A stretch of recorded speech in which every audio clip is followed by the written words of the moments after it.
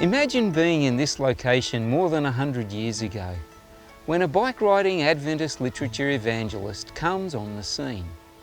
He has no idea that someday his visit to this small town would affect thousands of lives and reach around the world.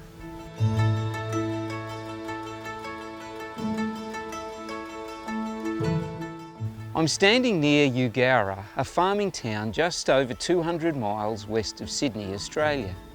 In the 1890s, a literature evangelist by the name of Philip Reiki pedalled his bicycle down this road.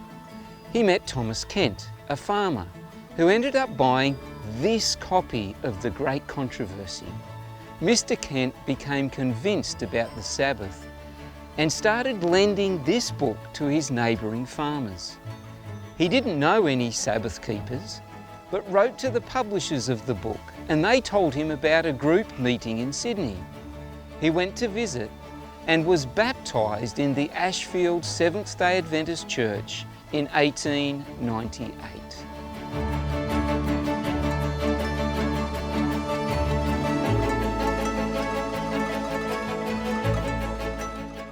When Thomas returned home to Eugowra, he gathered other families together and started a church in his home.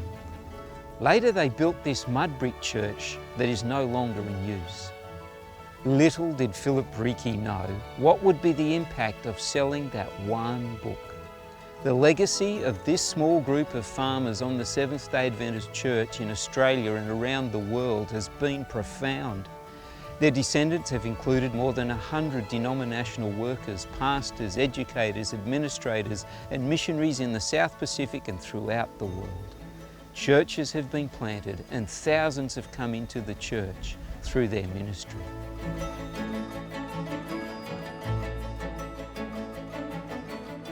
I just want to thank God that Philip Reiki, over 100 years ago, got on his bike and rode out into the middle of nowhere and shared the lovely message of Jesus with a farmer, Tom Kent. You see, that farmer was my grandfather's grandfather. And so there's a small group of us. We're going to ride our bikes from Washington, DC to St. Louis in tribute to Philip Reiki and his lovely ministry, and we're going to be sharing Adventist literature along the way. I put in months and years of hard labour with great controversy, and I knew I was sowing seed that would one day bear fruit.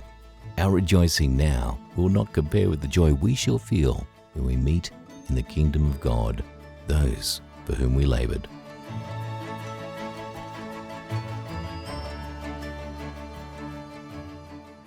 More than 100 years ago, a literature evangelist, Philip Reiki, got on his bike and rode to the middle of nowhere in Australia to share the love of Jesus with people he encountered. He sold books that impacted thousands of lives around the world. In 2022, a small group of Adventists representing multiple countries met together in the United States and rode their bikes from Washington, D.C. to St. Louis, where the GC session was held, in tribute to Philip Reiki and his ministry. They shared Adventist literature along the way. Well, we're riding from Washington, DC to St. Louis, and we've just finished 8 days of riding, just 3 to go. We are in Madison right now, in Indiana, and every day we just get up and we ride into the sunset. So we are heading west.